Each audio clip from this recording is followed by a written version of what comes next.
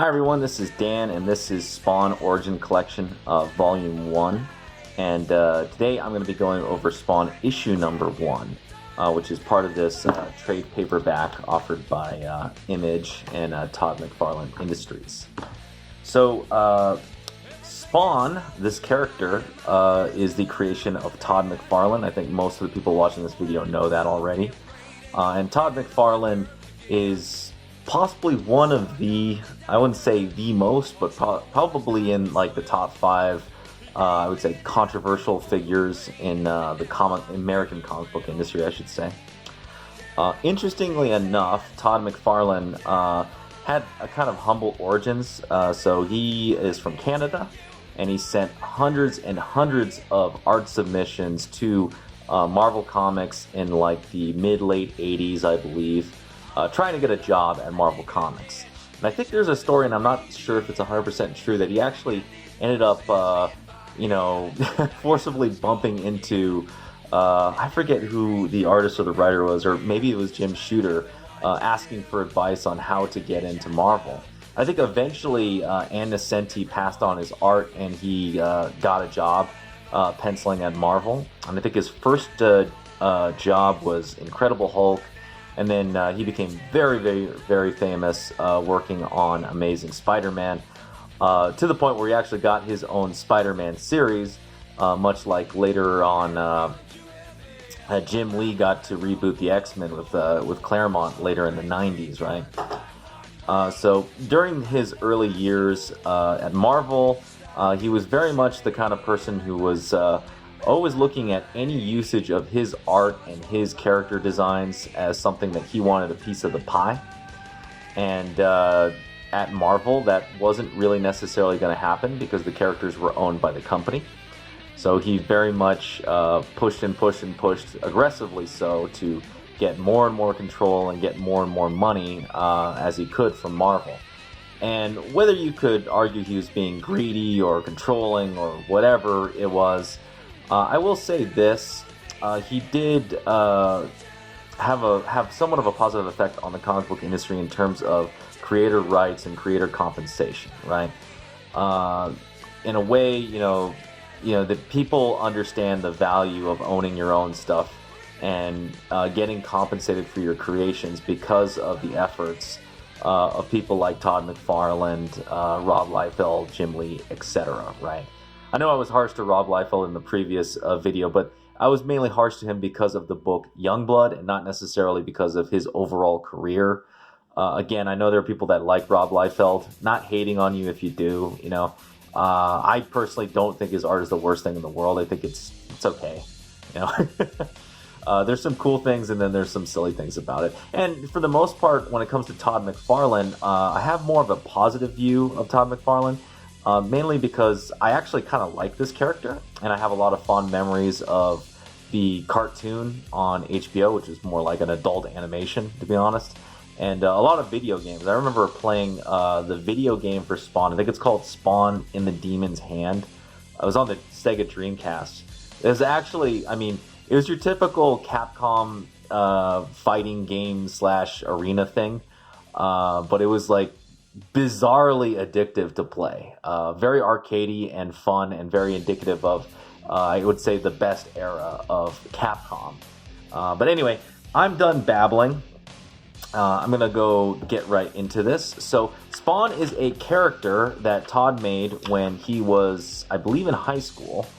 And according to him, the design changed just a little bit, but it's mostly the same as is shown right here. So this is the cover right here. And we open up and we get essentially a very Frank Miller type of opening. So one thing I kind of noticed when going through a lot of these Image comics is a lot of these guys freaking loved Frank Miller, or had to at least, because there's so many rip-offs. And possibly it might also be, influenced from the Ninja Turtles, right? Because the Ninja Turtles were coming, were only like 4 or 5 years ago, and they had like cartoons and freaking toy action figures and everything at this time. So all the Image guys were probably thinking the same thing. Like, I want to be like the Turtles, right? Or no, not like the Turtles, but successful like the Turtles, right? So you open up and you get a character monologuing in caption boxes, very Frank Miller. You get some nice backgrounds. I will say this about Spawn #1. The art is absolutely superior to Youngblood.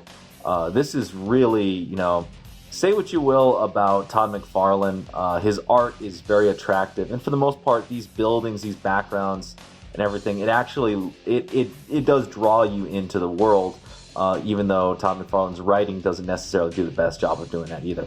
And here we have this goddamn thing again. The stupid freaking TV screens. So 1987, we got a wall of text. Jesus Christ. And this is not the good kind of wall of text. This is honestly just babble. This is the example of not the kind of like wall of text that you want, because it's kind of, running around the bush trying to explain the world of what's going on. And in a way, what Todd McFarlane's trying to do here is explain who Al Simmons is and the background and the setting and everything else and what happened to Al. But it's kind of like you could have done this in a much more efficient way and saved page and not made me have to see this thing. And by the way, you're going to see this again. Now, I'll give Todd credit here. The caricatures and the faces are way better and cooler looking than was in Youngblood, but still, it's just ugh. And then we get 9 panel breakdowns. These are actually okay. I mean, I think the only thing I don't like about them is I feel like having 2 of them in a row is a little bit wearing on you. But he breaks up the imagery and I guess the storyboarding a little better in this one. And then we move on and we get, this is a great image right here. Yeah, I do really like the art here a lot.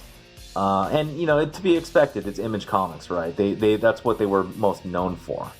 But yeah, you get Spawn kind of monologuing in himself, very gloomy and edgy.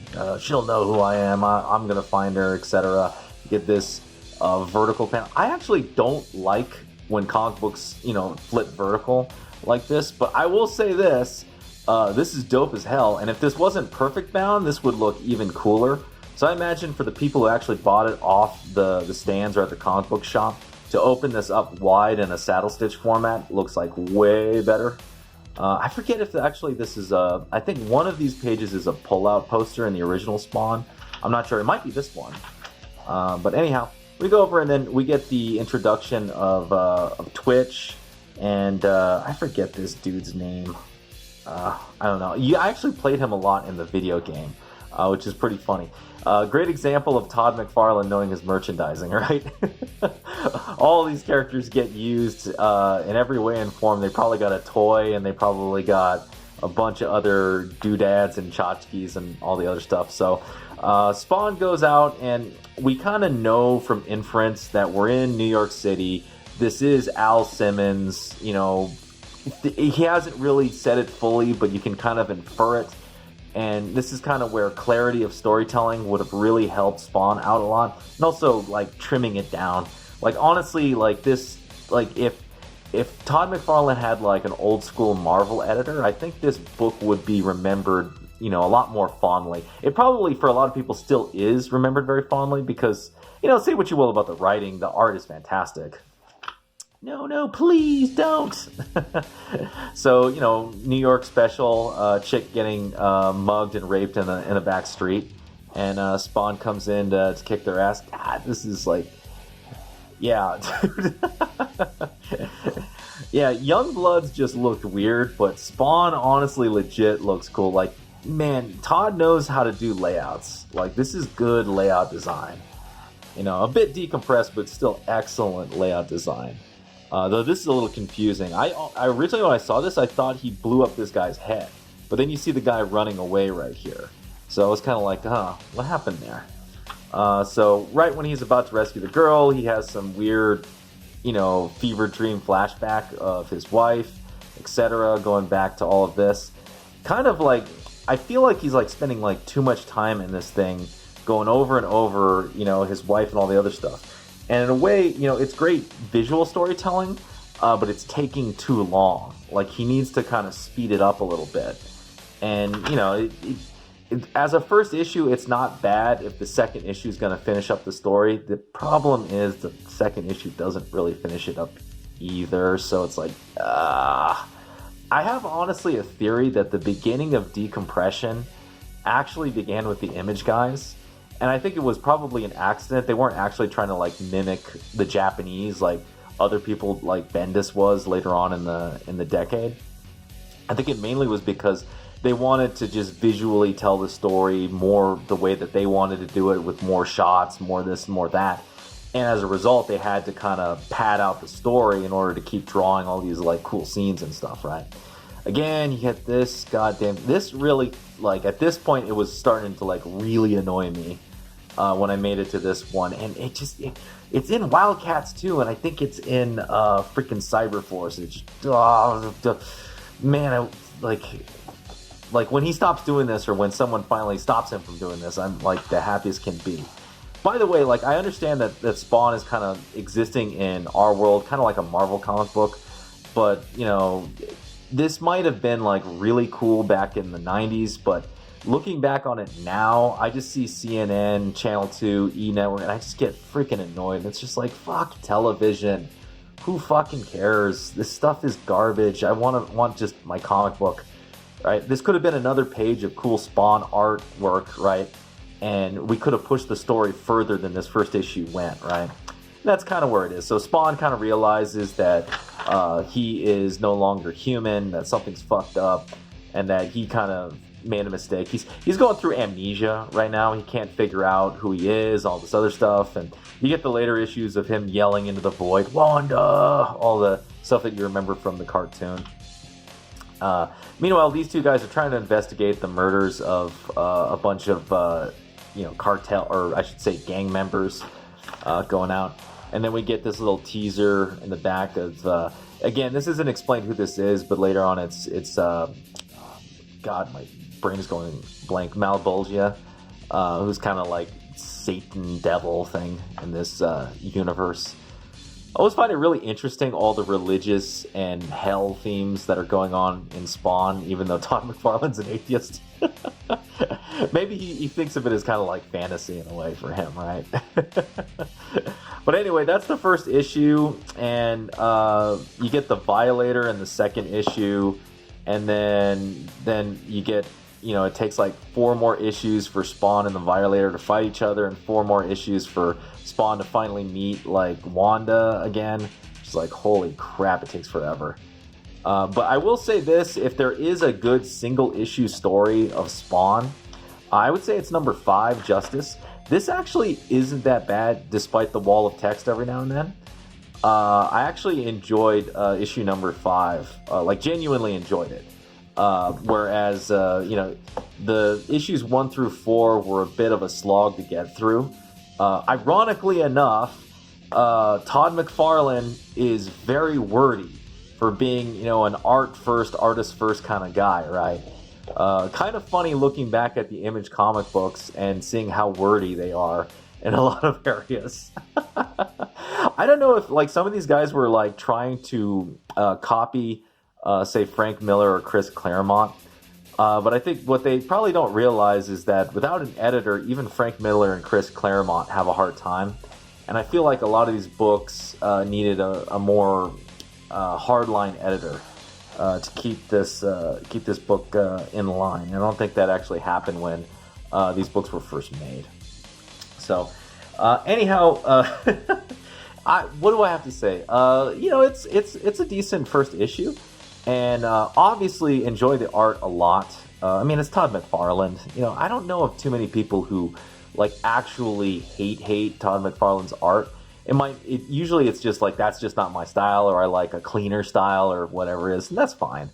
But reading this through right now, I'm not surprised that this character stood the test of time compared to the other Image characters.